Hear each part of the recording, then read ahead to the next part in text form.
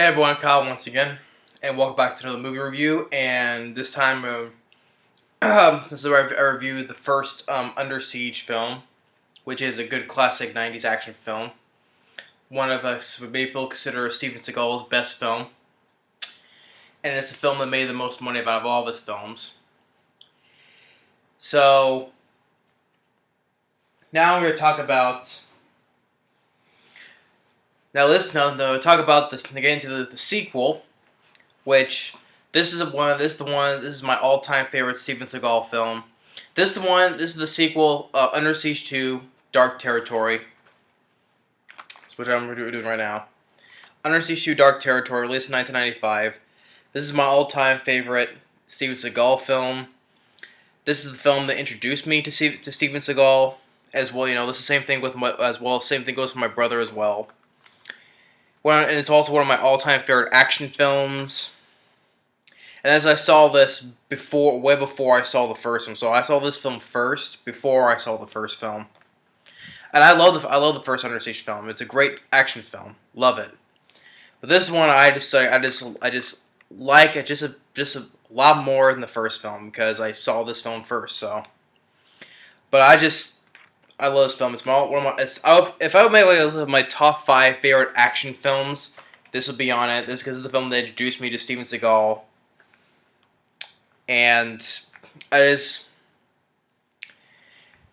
everyone could probably consider one of the best ones of Steven Seagal's films is the first Under Siege. But my top 3 favorites I mentioned in my previous review.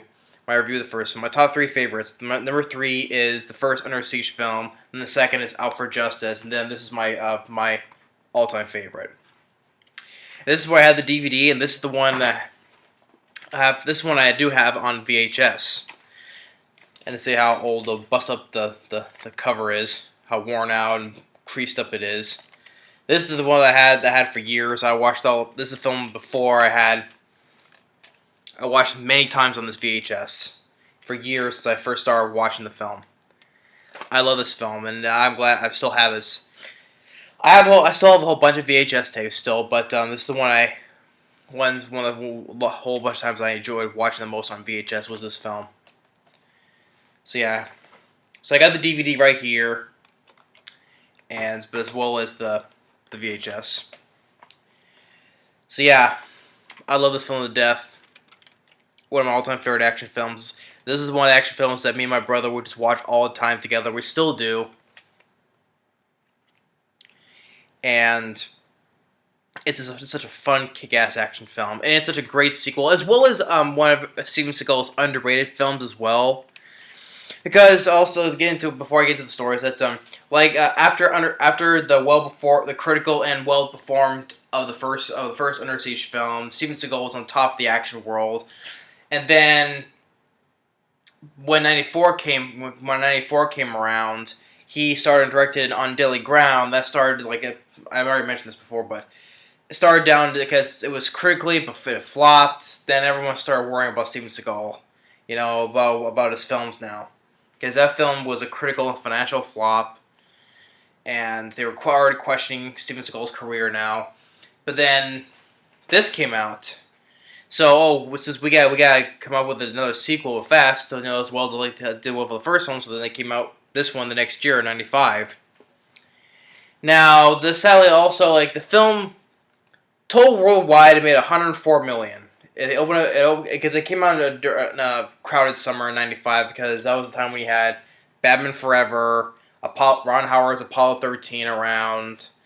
They were making money. So the film underperformed as well. Worldwide total made $104 million, much less than the first film. I think didn't do well domestically though, sadly though. So many consider it as a financial disappointment as well, and as well as Steven Seagal. And a lot of people give this a little bit of hate to the film, but I don't understand why. I think it's such a great sequel. I don't see what's so bad about it. I just love this film. I don't see why people hate this film a lot. People because they prefer it's better. The first one's better. Yeah, I can understand, but it is I would say it's an underrated Steven Seagal film, as well as an underrated sequel itself as well. And I always enjoyed Steven Seagal.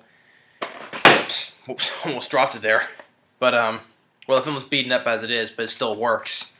So it's just because it's a fun, kick-ass film. More I can say.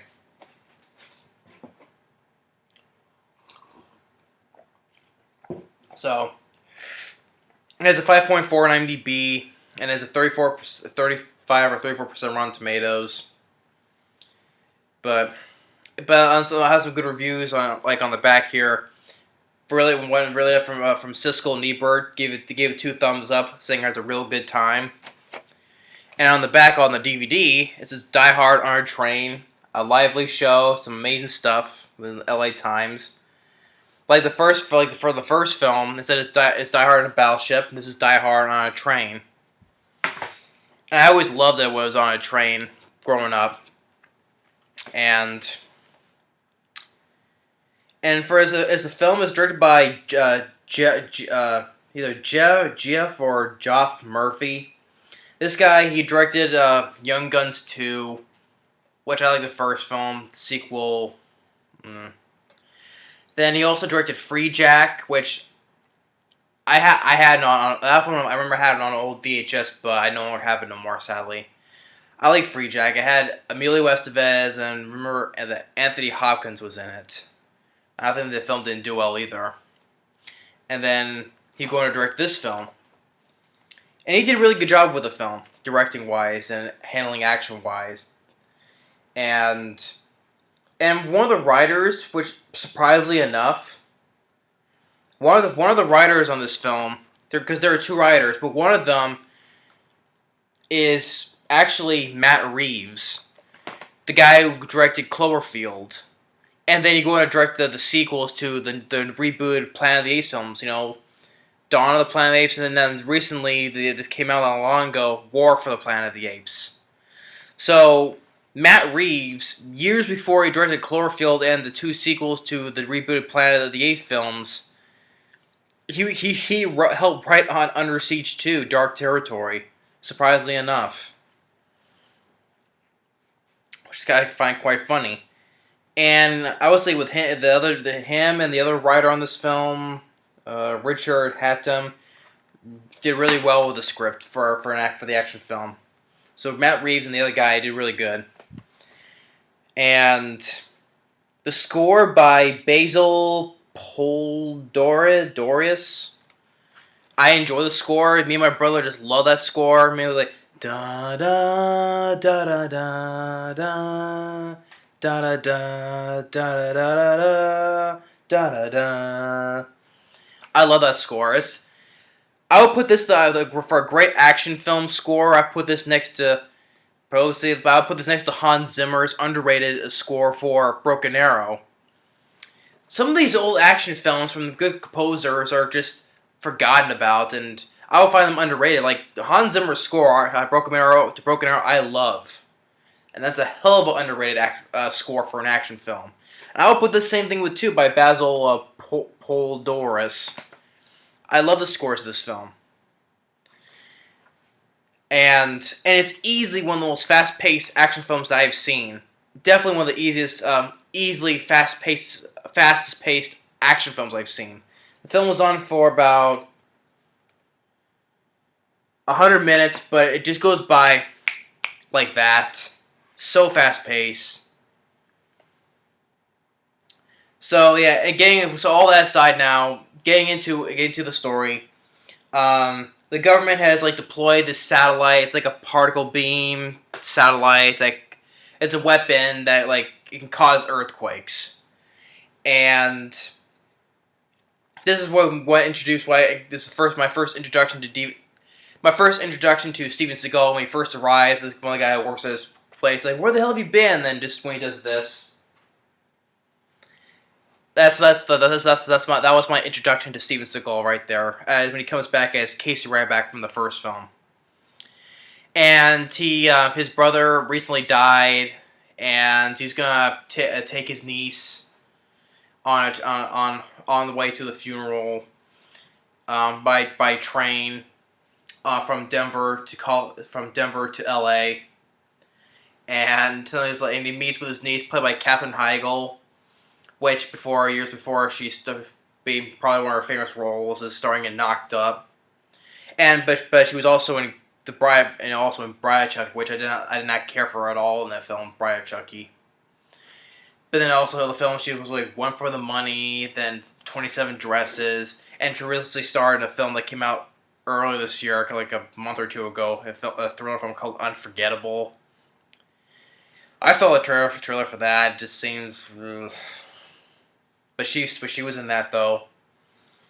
And this film, before Brad Chuck, I think she did fine in the film as playing the niece. Sarah, I think her character name was. And Steven Seagal, he's like, I don't think I'm not trained for this. And as the train it's on its way, and then you get another character, which a porter on the train, played by named Bobby. He's played by Morris Chestnut, which I enjoy him in this film a lot. Morris Chestnut, I love him in this film. He's a great sidekick in the film for a sidekick to an action hero. Lots of sidekicks. Like Erica Laniak in the first Under Siege film, I like her. But I just put this as Morris Chestnut because, like I said, I saw this film way before I saw the first film. I enjoy Morris Chestnut. He has a good sense of humor to him, and he's not useless. He does a couple of things helping out, so he's not totally all useless. And then which sadly though he would reunite with Seagal later, to like 2002 with the film Half Past Dead, where he plays a bad guy. I didn't like Half Past Dead, and sadly Morris Chestnut, who was a good sidekick character in this film, but then he gets like a complete opposite. He plays like a lame bad guy in Half Past Dead, sadly. So, yeah.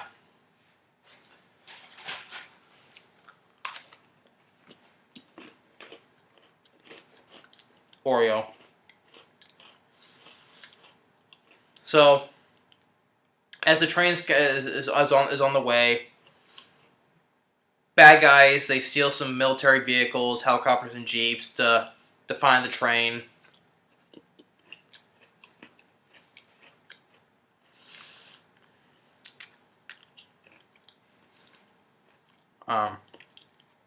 Sorry, I'm just trying not to talk with my mouth full.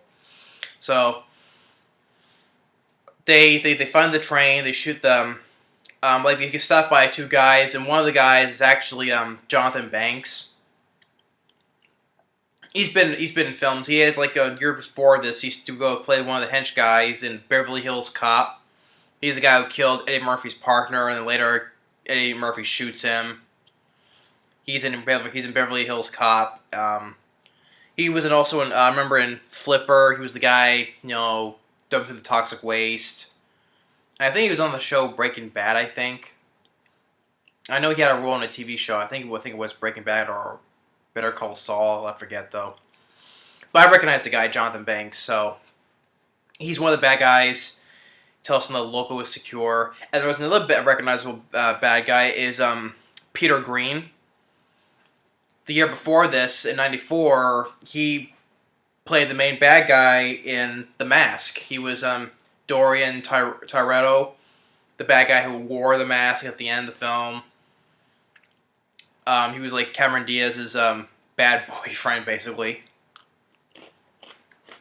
So that's Peter Greene. He's also one of the mercenaries as well. So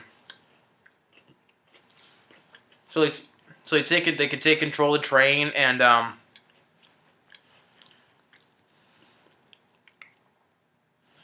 one of the bad guys, they get into the kitchen of the car, and he shoots one cook and says, "Any other heroes?" And then turns around and Steven Seagal punches him in the face and kicks him right in the balls and throws him against some part. And and he does like a double karate chop to the face. And I just love the fact that how all the cooks are like in the back. They're just standing there watching Steven Seagal kick ass.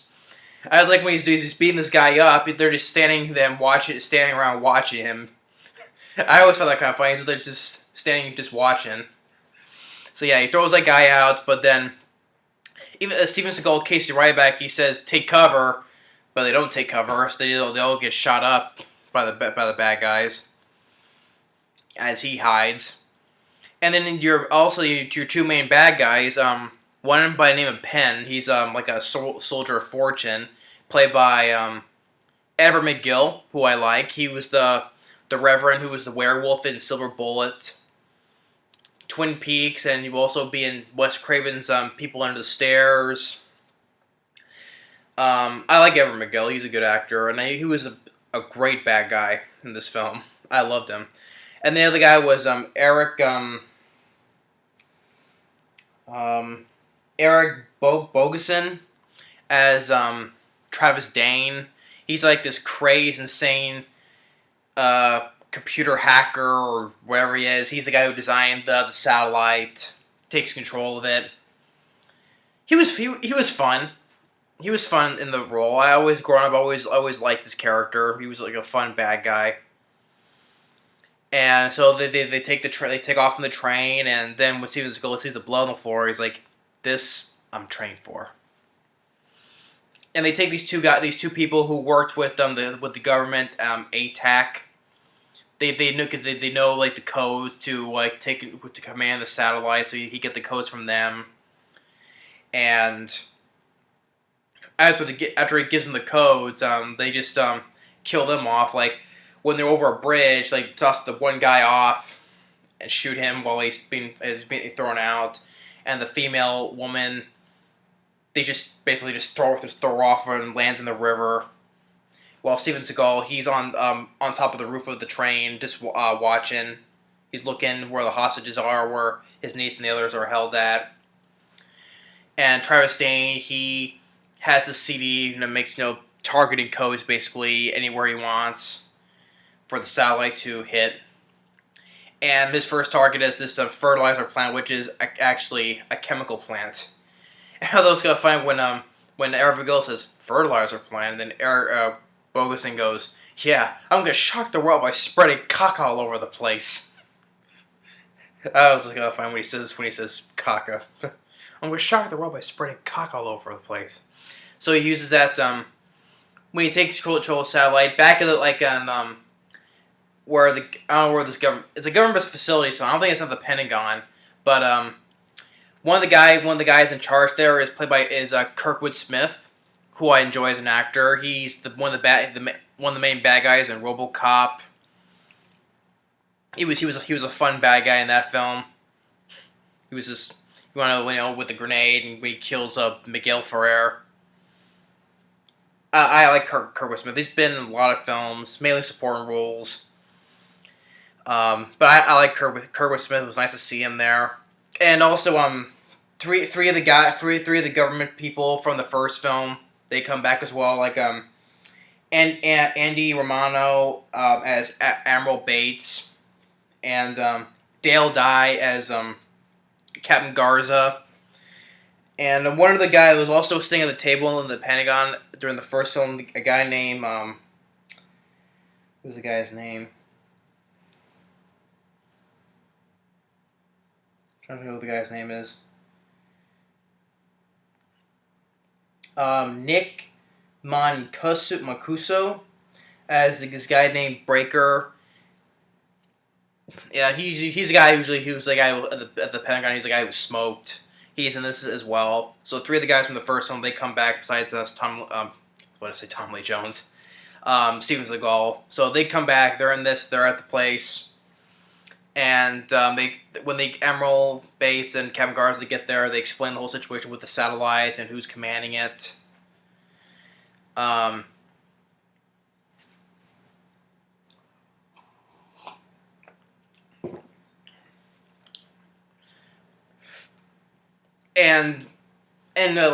was it? He hits Travis Dane. He blows up that chemical facility. And his funny thing is when it cuts to supposedly the facility blowing up, that's a clip they used from Undeadly Ground when the oil rig was exploding. Like if something falls. That's the footage they took from Undeadly Ground from the end of the film. Funny enough. And then the next thing he goes and blows up is that which first he didn't want to, but it's like he wants to blow up an airplane. Like one of the guys, a customer, perhaps he says, like he wants to blow up an airplane because the guy's ex-wife is on the plane, and Travis is like, tell him forget it. I'm gonna blow up the Pentagon instead. And like, do you want me to blow up a plane that's traveling 500 miles an hour with a weapon that was designed for subterranean strikes?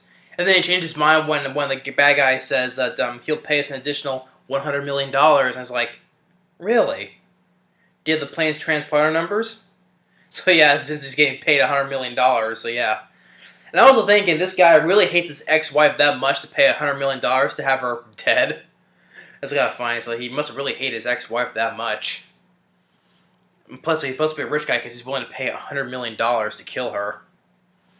So he blows it up, which the government people thought they blew up the satellite because they had like a Pegasus missile, but it wasn't.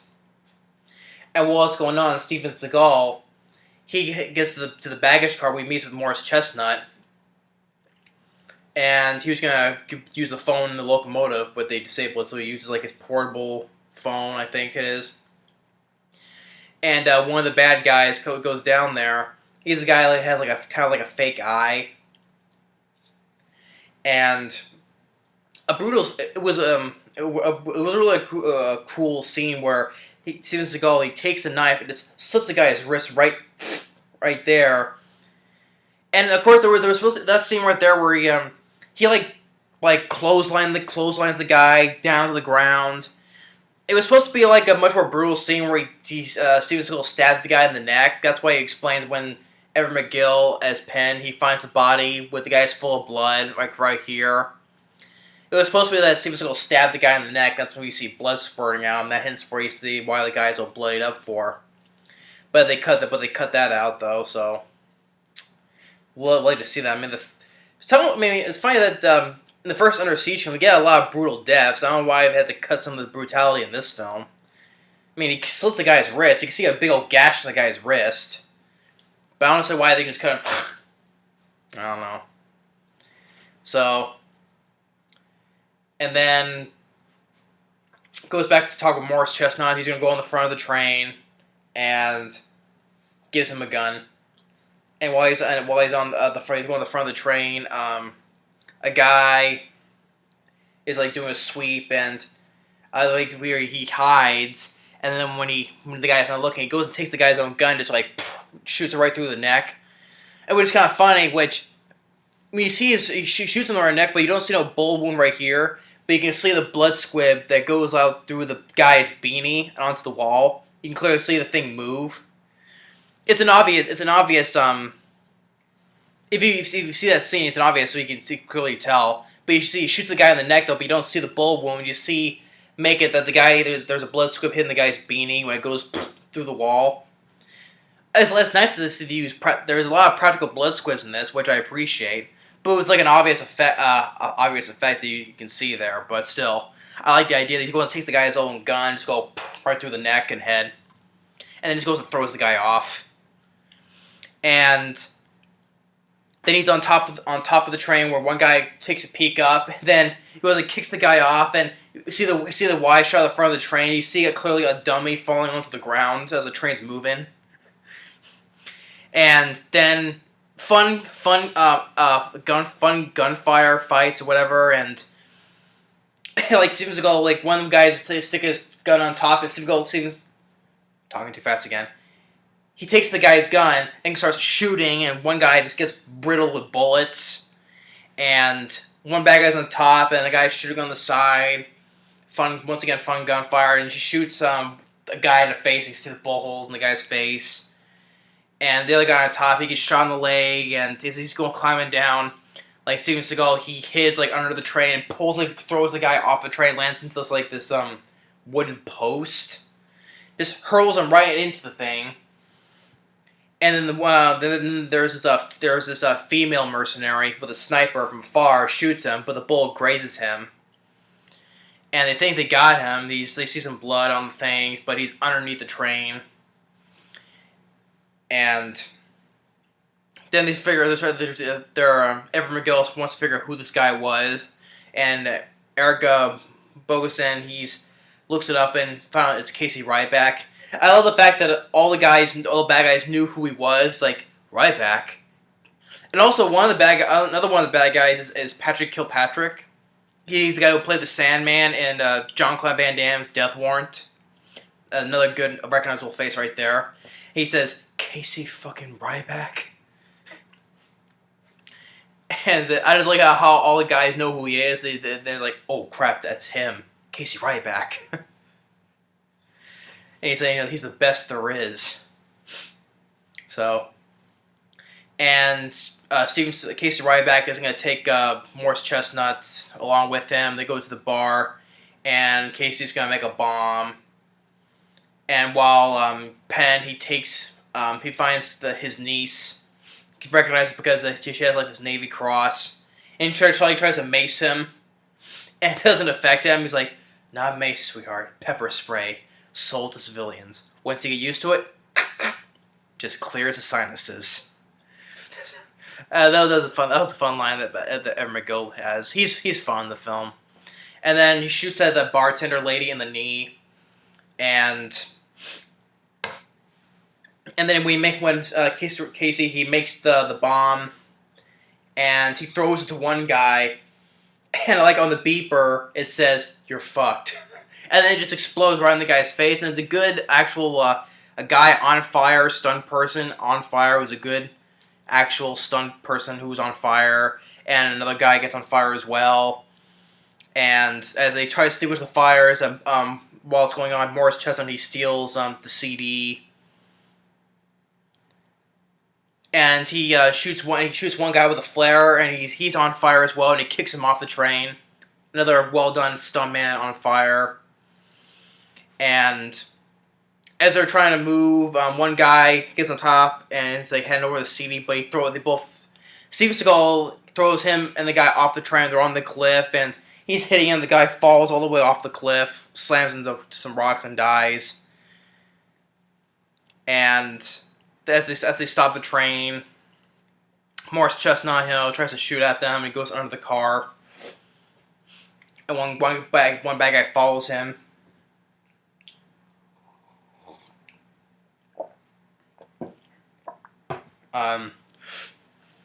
And then another cool scene where Steven Seagal he's hanging on the cliff, and then they get some which I find kind of convenient, where they just happen to have those things you climb down on cliffs, which I find very convenient. They just happen to have those things in case of situations like this.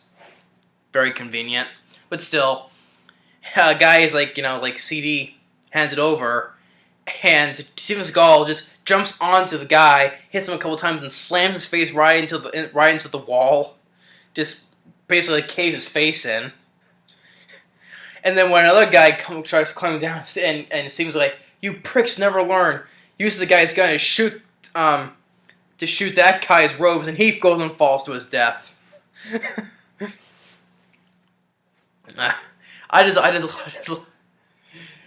was why I loved growing up, fun lines and then fun action. Me and my brother just love this film, so that's why it just has so much fun. This is why it was such a great Steven Seagal for the both of us. That's why we both thought it's better than the first film. But as I said, I love the first film. It's a great action film, a classic. But this is what me and my brother just loved so much about Steven Seagal, this film right here. So, and then Morris Chestnut, one of the bad guys has him, gives him the CD back, and he's like, "Oh shit, where's my pocket, man?" And then he's like, "Okay, all right. I was down there in my pocket. All that I got in my pocket, man, is your ass," and shoots him. So he gets a couple of good lines and shoots one bad guy like, "The only thing I got in my pocket, man, is your ass." So, and then they start the train. He gets back on, and while Steven Seagal, he climbs back on top, and while Penn, he found the disc, so gives it back to Dane. And while Steven Seagal, he hotwires a truck and follows them. And when he finally does, it goes off this cliff and he gets out, and which is basically like this scene right here. You can see right there, an actual truck going off the cliff over the train and into the river. An actual truck, not a CG truck. So he climbs back on, and while that's going on, Peter Greene, he holds Morris Chestnut at gunpoint, and is like talking with him, and he's like, "You're a fucking cockroach." He's like, "Do you get what I'm saying, busboy?" And Morris is like, "I'm a porter, not a busboy." And he's like, "Okay, Mr. Porter, you got balls, man. So I'm gonna let you decide, all right? You want to see it coming, or do you want to turn around?" And then Steven Seagal comes up and just goes and flips him over and goes and breaks his neck. A nice bone crunching neck break in here. And this is where they enter through the place called Dark Territory, which is like this old abandoned mining town, where radio transmissions from outside and from the people on the train, all radio frequencies is impossible. That's why they call it Dark Territory. And Dane hotwires the train going the wrong track, because eventually it leads to a head-on collision course with another train. And then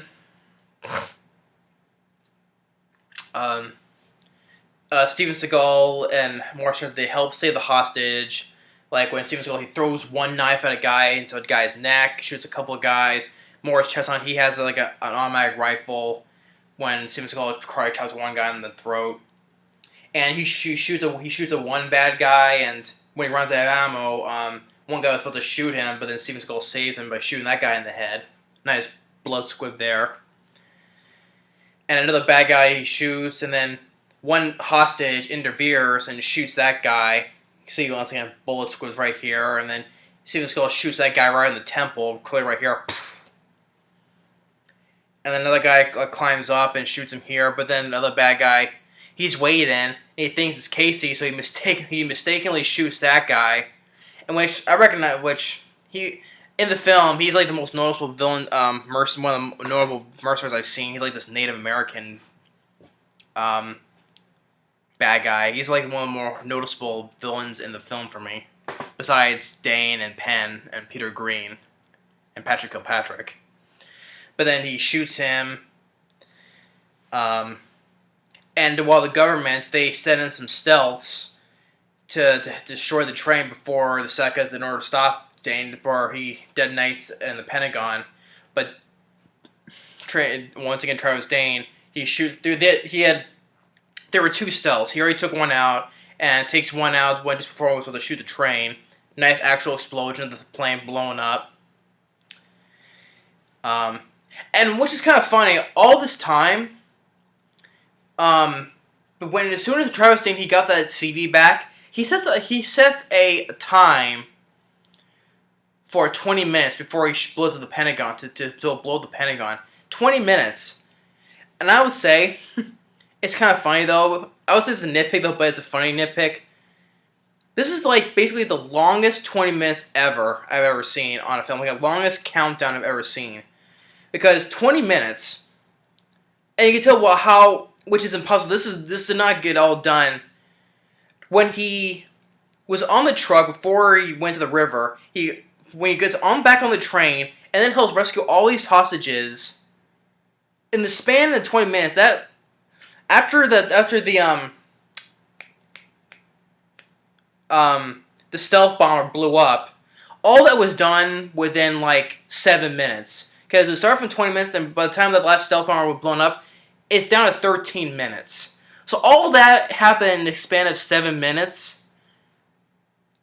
Sorry, that took longer than 7 minutes. All that together. And by the time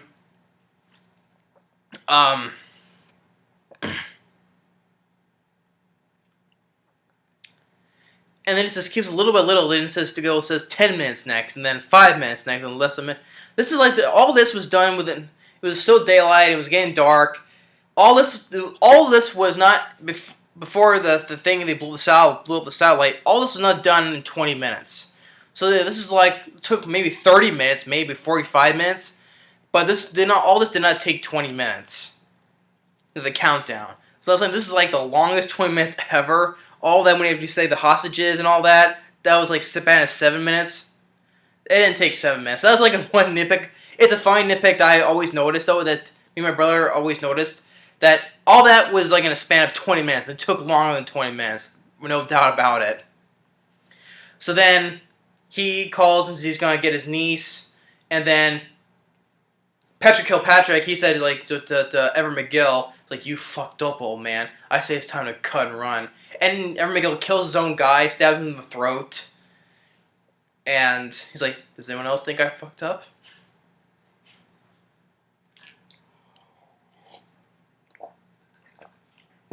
So they separate the cars where the hostages at, so they're safe. And then there's a helicopter that's going to pick up the bad guy, so Morris Chestnut comes and deals with that. And then the female mercenary takes on Morris Chestnut, where if he gets on board, he punches him in the nuts.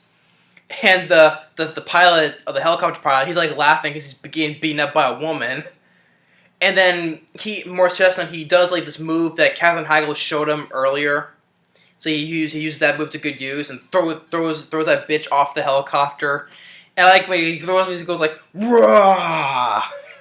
I was kind of funny when he does like that grunt, that noise when he throws the woman off. And then she goes and she throws that bitch off, and then she lands on the car really hard. Ah. So he's not total useless. He shoots a couple of two bad guys. And throws that woman, the only woman mercenary, off. And then the guy, he's like, honey, we sure taught that boy how to fly. And it's like, oh, we sure did, honey. Now here's to tell you, we're gonna take this helicopter right here. Oh, Blair, motherfucking brains out. You got that, honey? I enjoy Morris Chestnut. He was just great in the film. And then Steven Seagal takes one bad guy where he's like doing this and he's kicking him, and then he breaks his arm and then chokes him out. And then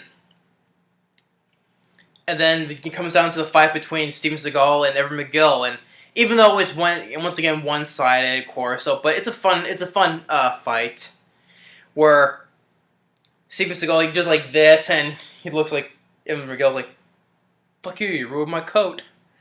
And also apparently there was another part that was cut out, another bit of violence that's apparently when they both fall down the stairs together, Everett McGill has like a little red mark on his face right here. And apparently that's a scene where before they fell down the stairs, like Steven Seagal put like a hot thing on his face, like to burn him. And that's why he had that before they fell down the stairs. That's another brutal thing they cut out of the film, which I don't know why, because you saw a lot of brutality in the first film. I don't know why the brutality in this one had to be cut down. I'd like to see that as well. But yeah, that's how we got the mark on his face. And then I was like how with Steven Seagal, he just like casually walks towards him when he's like this. He's just walking towards him, then takes a knife out of his hand and starts beating the living crap out of Everett McGill, punch him in the face like this, and kicks him. And also with the good score by Basil Poledouris is playing. Da da da da da da. I enjoy that score. It's a fun score, let alone underrated score. And then he gets a meat cleaver, and Casey Ryback is doing all this. It was kind of funny. It's like, and then eventually he snaps Everett McGill's neck, and he says, "Nobody beats me in the kitchen." So just some moments before, and all this is done, and all it's down to 1 minute or 2 minutes, I think. Like I said, this is like the longest 20 minutes ever. He shoots the computer that was he shoots Travis Dane's computer that was controlling the satellite, and it's all been fully restored. And just before it gets down to the last second, Kurtwood Smith orders the person to hit the self-destruct button. It does, blows up. And just before when the trains start colliding on the bridge, which it does. Now, long ago, it's still on my channel. Long ago, I made my top 10 favorite train wrecks, that appeared in film. This is my number one favorite train wreck because I think it's like I don't remember any other film doing this where you see two trains on a head-on collision against each other, they crash into each other, and it makes one big wreck, and explosions. It's still on my channel. You can still check it out. But that's my all-time favorite train wreck I've seen in film. Because I just always, even as a kid, me and my brother just loved it. Just two trains crashing into each other. Actual trains, not CG'd. Actual model trains crashing into each other. I just loved it. And yeah, even though it's unrealistic, where Steven Seagal, he's just running through as the train's going off the bridge. Yeah, but it's fun. I love the film. It's fun. I can let that go. So he's running, and then he grabs onto the helicopter ladder, jumps on. But the whole train crash, I just love. That's why I put it on my. That's why I made the video. It's my all-time favorite train crash or wreck I've seen in film. Just love the trains just crashing into each other. I just loved it. I think it's the only time that's ever happened in film. I don't think no other film did like a collision course on each other. So yeah, just love the train crash scene. And then for some reason, where as he's on the ladder, then Travis Dane grabs him by the leg, which somehow he makes it on there. Which we saw him fall out. I think he was like holding on to something, and then somehow by magic he just all of a sudden he had really jumping high abilities and just grabbed onto Casey Ryback's leg. And he's like Ryback, and then Steven Seagal just doesn't give a shit about him. Just goes and closes the door and slicing off his fingers, and he's just falling down on fire. Ryback. And you get the thing where everything's all shaking up when the explosion's happening and the helicopter is happening, shaking. Like I said, that's a nitpick, but still, I can have fun. I'm letting it go, and the hostage is safe. Steven Seagal's calling the government, and him, his niece, and Morris Chestnut, they all fly to safety. And the film ends with Steven Seagal and Katherine Heigl visiting Casey's his brother, his grave, giving him flowers, and that's about it. So yeah, I love this film to death. This is why it's my all-time favorite Steven Seagal film. Fun, I just love this film to death. Me and my brother will always watch this. If there's one action film we always loved watching together growing up, is this film. It's definitely one of my all-time favorite action films, without a doubt. I love this film to death. My favorite Steven Seagal film, which is the first time I was introduced to Steven Seagal. So yeah, it was just fun, action-packed, and Steven Seagal kicked a lot of ass in the film. Lots of fun gunfire, real explosions. I love the train crash scene, not fully CG'd. Actual trade model work. Good, fun kills as well. Morris Chestnut, I enjoy. I love him in the film. He was a great sidekick. He wasn't totally useless, like I said. He shoots like two bad guys, and he throws that female bad guy off the helicopter. So he got a couple of badass moments there. And Steven Seagal, with Peter Greene, snaps his neck, and where he jumps onto the guy and lets him hang on the cliff, which smashes his face in. It's just loads of fun. Everett McGill, he's such a great bad guy as well. I enjoy Everett McGill and Eric Bogosian. I forgot how it's pronounced. I said his last name earlier, just a few minutes ago, but I forgot. Bogosian. He was fun too. I like him as a villain. But even though I enjoy this too, Tom Lee Jones and Gary Busey, we're still better villains though, because I enjoy them in the comics. It's Tom Lee Jones and Gary Busey together, tag team. But still, regardless though, Everett McGill and Eric Bogosian, Marcel's last name. I said it correctly earlier, but now I'm just messing up now. I still enjoy these two as bad guys. Still, Everett McGill, he was the fun the most, and so was Eric. I don't know. I'm not saying it again. I was going to mess it up again. He was fun too. He had some good funny lines as well. The the supporting ones like Peter Greene, Patrick Kilpatrick, even Jonathan, and also Jonathan Banks, which is kind of funny because he was still in a locomotive before the train collided together, and before just about to collide, you see a split shot second of him in the locomotive. You see him as the camera zooms in, he's like this, and he's like smiling. I'm like, what, do you knew that was gonna happen or what? I mean, it isn't just attempt to get out of there. Granted, they're on top of a bridge though, so jumping off, you probably just dying and landing on impact though. But still, don't bother to run back the other way into the other cars of the train. No, you're just gonna sit there and smile while you know you're gonna die, and just like,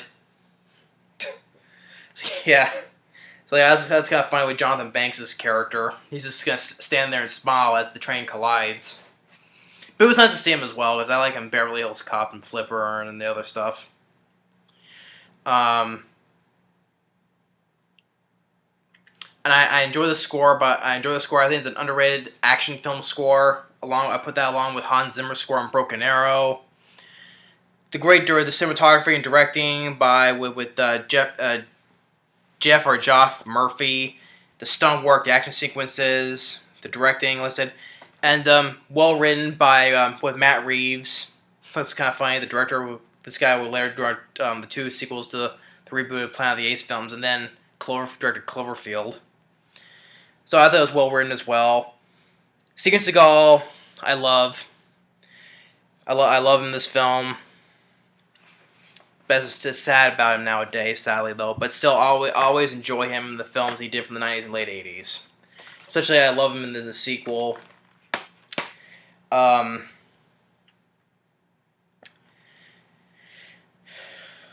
Anything else?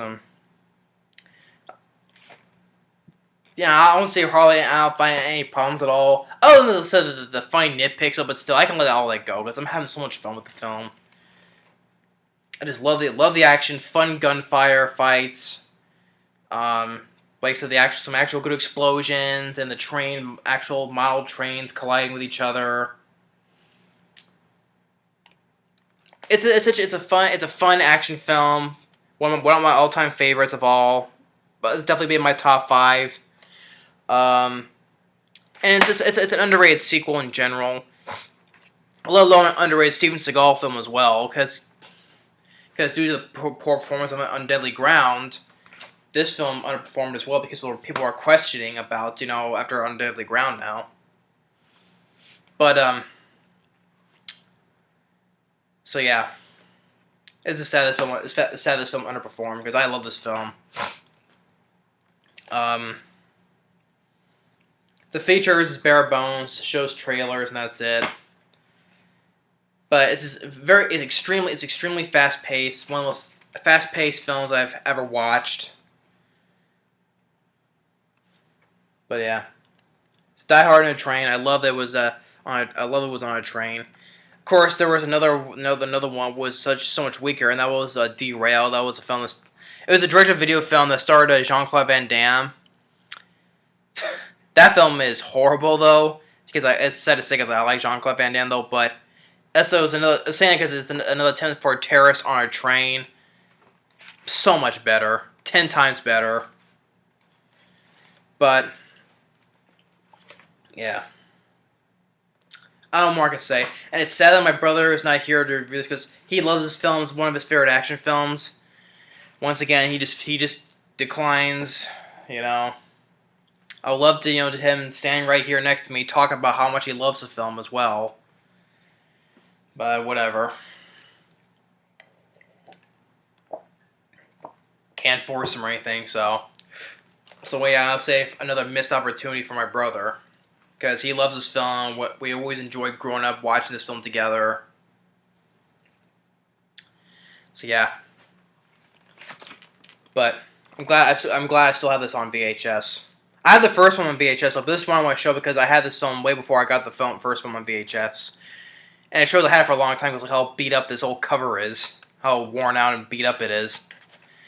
And I almost dropped it on camera, even though it's still fully functional, even though it's been dropped a couple times. So yeah, this VHS has been to hell and back over the years since first I started watching it growing up.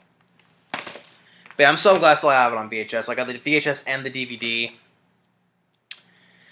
So yeah, I more I could say. And it's almost going to 50 minutes in, but it deserves it, because this is my all-time favorite Steven Seagal film, let alone an underrated Steven Seagal film / underrated sequel as well in general.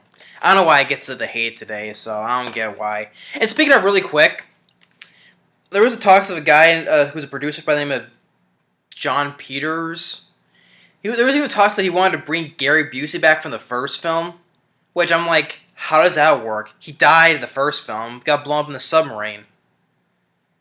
I don't know what this guy was thinking. I don't know what this guy was thinking. He's an idiot for that, and because that didn't happen, he goes and leaves. I don't know why. I had to quickly bring that up because why? Because bringing back a character, a bad guy who's already dead. How does that work? What, the people are going to find the salvage from that submarine, and if they find him, he's still alive by miracle? No. That is not going to work. I think the guy is an idiot for that. Which I think even Steven Seagal said that was stupid. But yeah. So I had to quickly point that out. But yeah. So I hope you enjoyed my review of my all-time favorite Steven Seagal film, Under Siege 2. I love this film to death.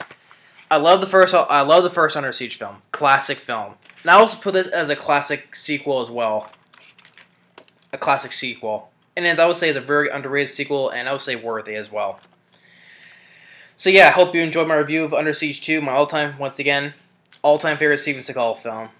Growing up, the one film that introduced me to him. As well as my brother too, so yeah. So yeah, but thanks for watching, and stay tuned on the next movie review, and we'll see you later. So stay tuned.